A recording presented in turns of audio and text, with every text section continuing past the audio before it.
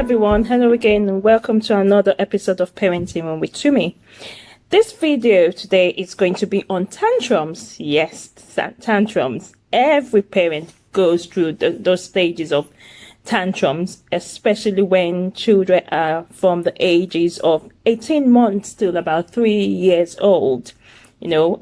Quite a lot of children will have episodes of time when they would get into having a tantrum or two or more. It depends. This happens most especially because at that time, children, they're discovering themselves so much that they want to be in control. Their need and desire for independence comes through the power of their struggling to make sense of everything around them, to make sense of things they want to do, to make sense of even simple things.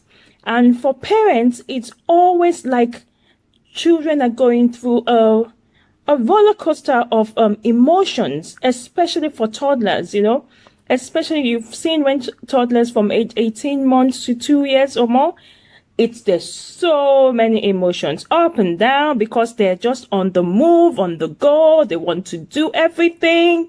Nothing is too massive for them. They just feel that they can conquer it all. And when they're stopped from doing it, it might even be for something to do with their safety. They can get into this roller coaster of emotions, into these tantrums.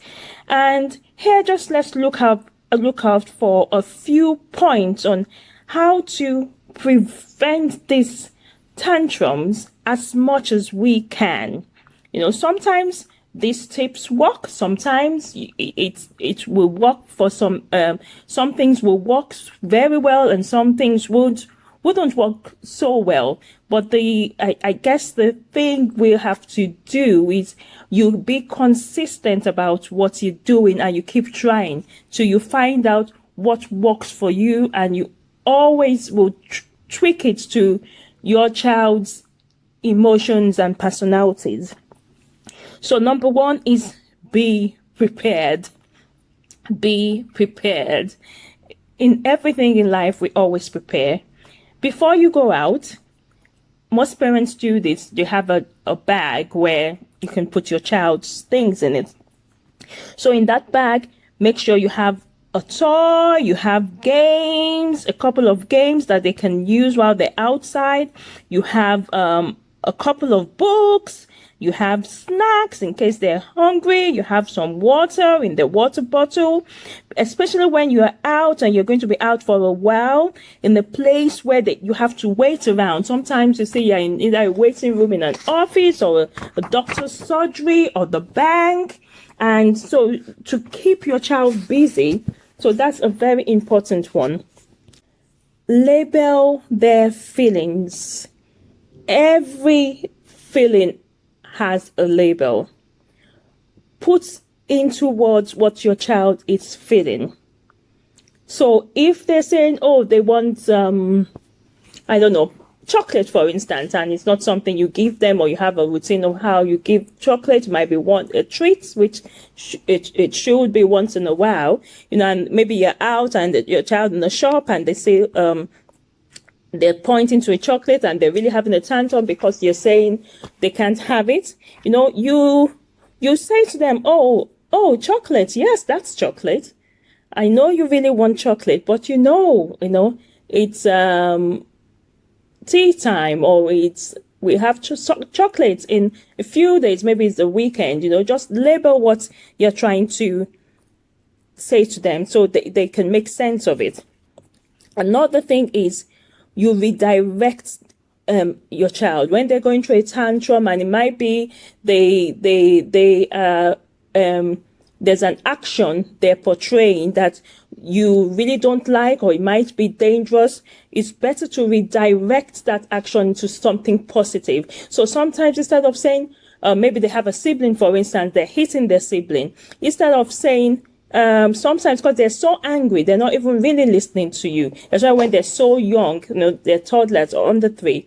So instead of saying, "Oh, stop it! No, no, no! Don't hit your sister, or don't throw the toy." You can simple things like, "Let's hit a drum."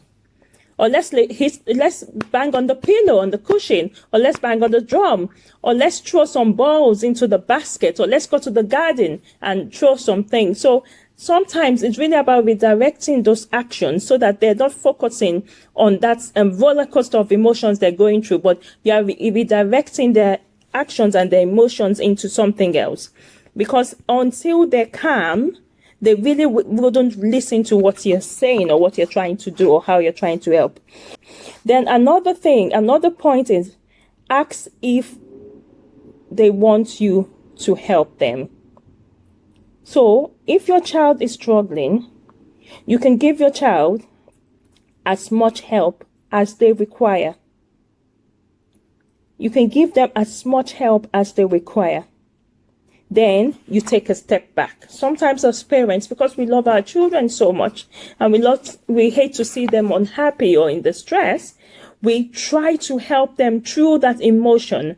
But children, as they're getting older and day by day and going through so many emotions, they have to be given the time to walk through those emotions. And they know that we are around if they need us.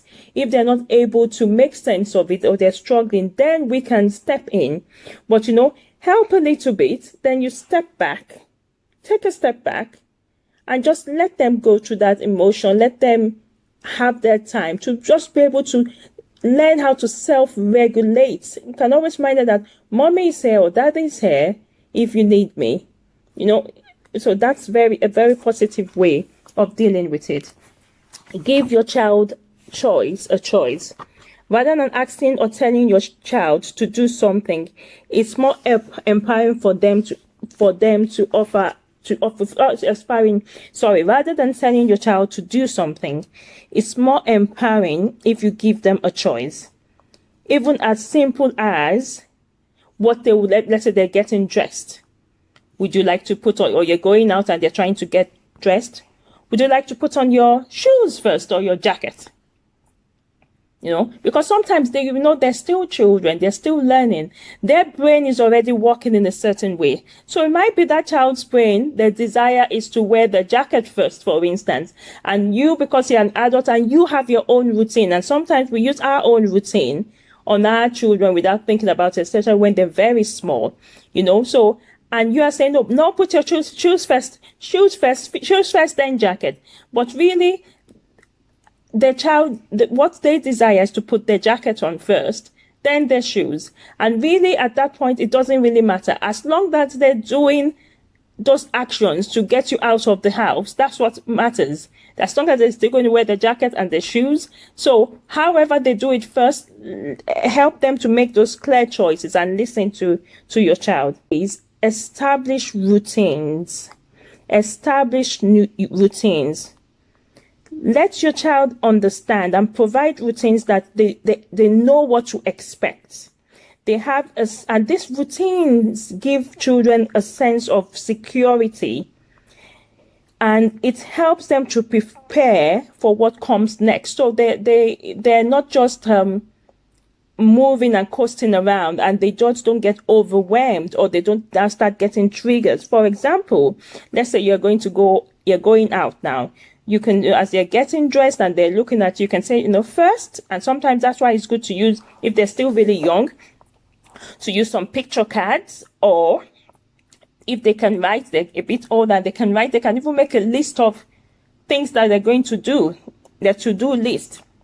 So you say to your child, first, we're going to go to the shops to get some milk. Then, after, we go to the park.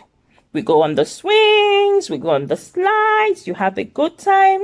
Then we come back home, we wash our hands, and we wash our hands, we take our shoes off or our jackets off, we have a snack. Then you go to the toilet. Then we can have a rest. So in their brain, you've already said something. They might not be able to remember everything, but they already have an idea of how routine works. And if you keep doing this all the time, they get used to it. And they would themselves be asking you, what are we doing next? Are we going to, because they know that things come in order. And another thing to also remember is, during tantrums, your child is out of control. They can't hear you. They can't reason with you. The key thing to do is help them to structure how to be calm. Help them to structure how to be calm. If they need a hug, even before maybe you want to correct an action, if they're willing to have a hug from you, give them a hug. Give your child a hug. If that works, that's fine. If they don't desire a hug and they want to be left alone, just look around. Make sure where they're at anywhere in the house or wherever, it's safe from any kind of harm. Things are put out of harm's way. And just let them be. If it's an older child and you think that they're getting into some tantrums, you can create a calm place somewhere in the room, but where you can still see. Sometimes you can have like an indoor tent or create your own tent where you just have a soft blanket and some pillows, and they can go in there and just calm down. You can even put some books there, and soft toys. Some people put some calming music.